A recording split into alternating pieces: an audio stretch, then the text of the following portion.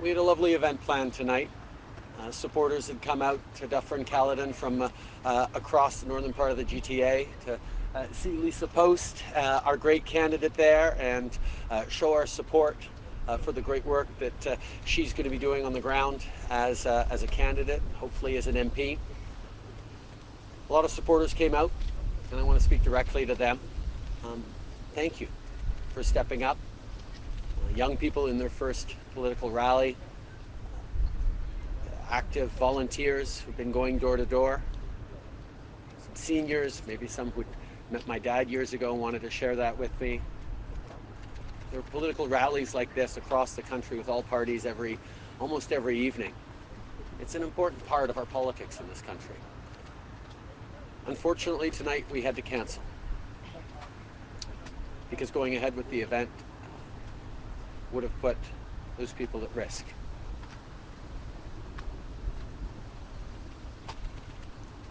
And over the past year and a half, we've done a lot of things virtually to keep each other safe, so that's what I'm going to do tonight. I want to share with those volunteers who came out tonight, Liberals watching now from across the country, the message that I wanted to give to those volunteers and supporters, and to anyone who disagreed with me. Because I'm not going to stop talking to Canadians, with Canadians, about the future we can and should be building together in this really important time. We're deciding in these coming months, not just how we end this pandemic, but how we build a better future together.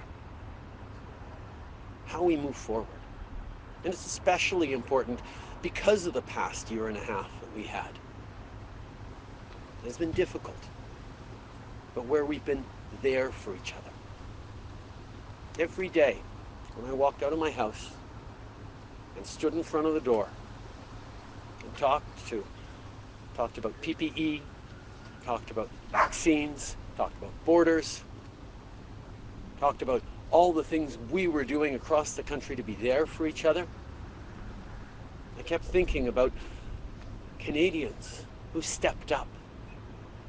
Kids who were doing their homework by the kitchen table and doing more dishes and skipping birthdays in school. Parents trying to support their kids, trying to be there for their elderly parents themselves. Frontline health workers putting in incredibly long shifts. Truck drivers, grocery store clerks there for us, keeping us safe even as we hunkered down.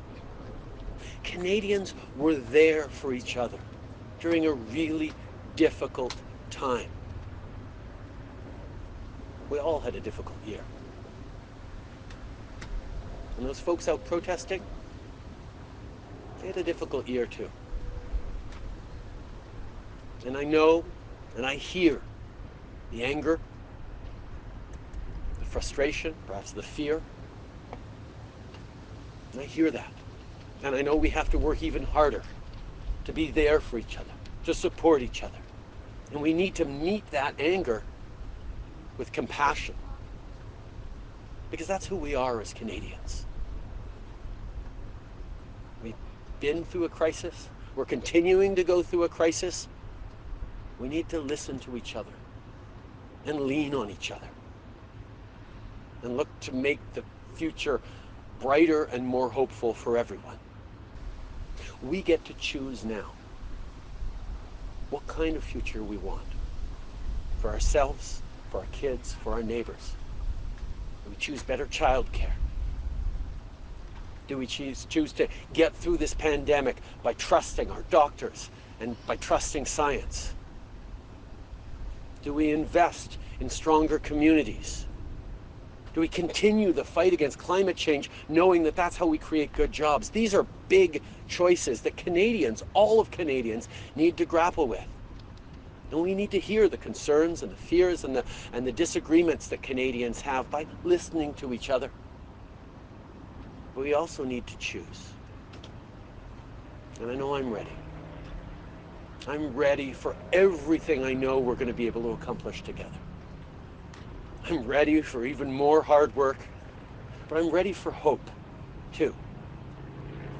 I'm ready to do big things with an incredible country of people who stepped up during the most difficult time in living memory and showed what it is to be there for one another.